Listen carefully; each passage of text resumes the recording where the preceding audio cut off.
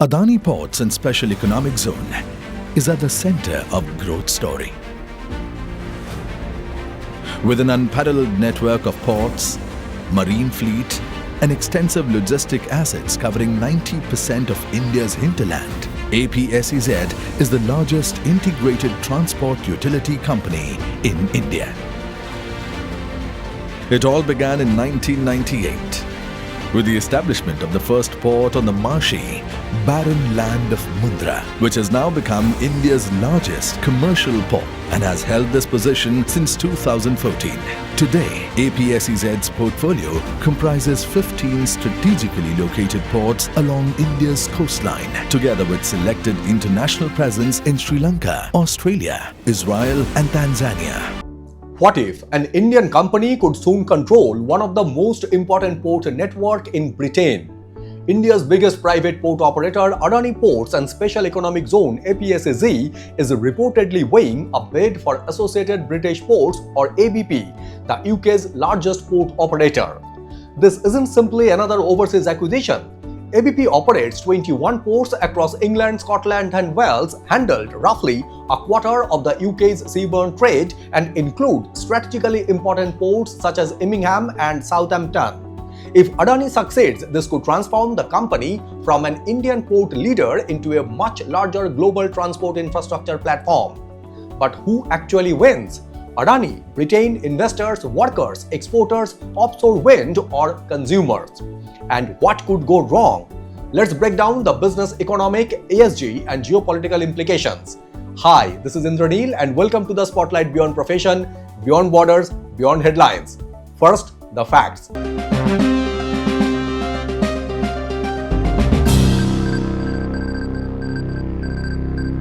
Associated British Ports is reportedly being offered through a process involving major shareholders.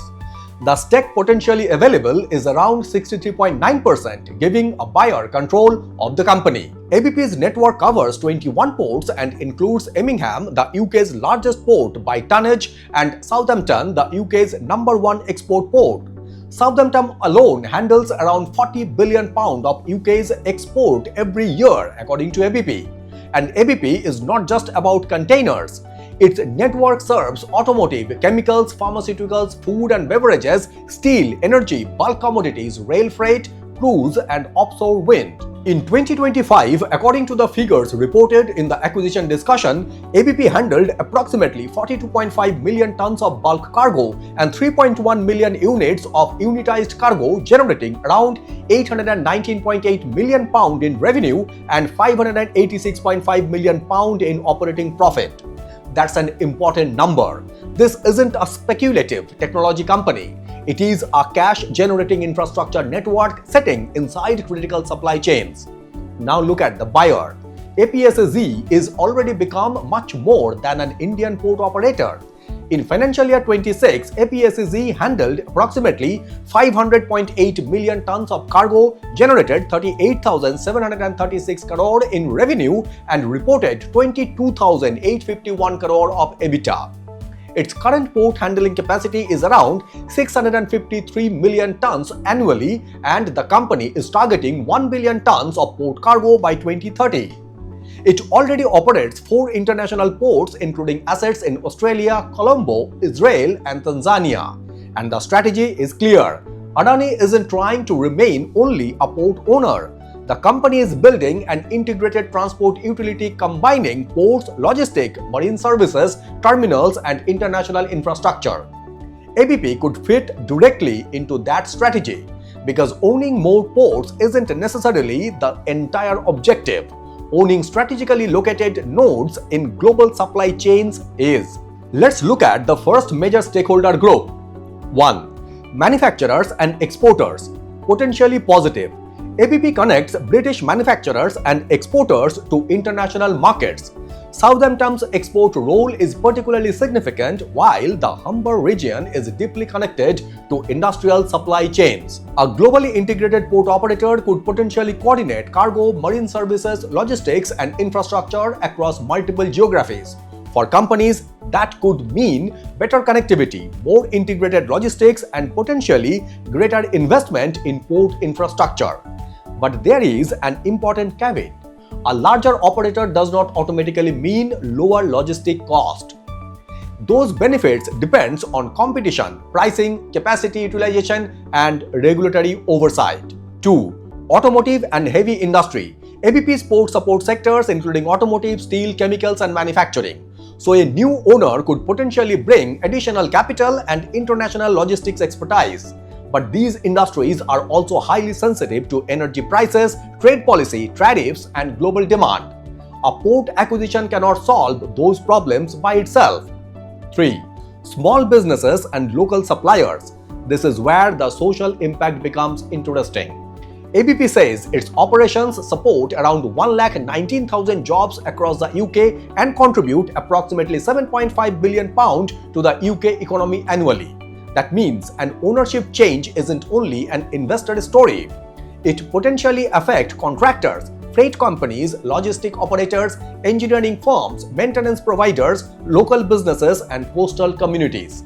If investment expands, local economic can benefit. If cost-cutting becomes the priority, some stakeholders could face pressure. So the outcome depends heavily on how the asset is operated after acquisition and how we reach perhaps the most underappreciated part of the story: energy transition. ABP says it provides operations and maintenance services for more than 50% of offshore wind sector actively and has infrastructure supporting the offshore wind supply chain. The UK government is pushing offshore wind as a major component of its clean power strategy, while its updated renewable energy policy explicitly recognizes the importance of offshore wind and associated port infrastructure. So imagine the strategic combination. Adani has ports, Adani has marine services, Adani is expanding logistics, ABP has a deep footprint in British industrial and offshore wind infrastructure. The combination could create a powerful platform around the energy transition supply chain. But again, there is a risk. More port activity can also mean more emissions, dredging, congestion, and pressure on coastal ecosystem. So ESG cannot be treated as a marketing layer. It has to be part of the investment thesis. Now comes the financial question.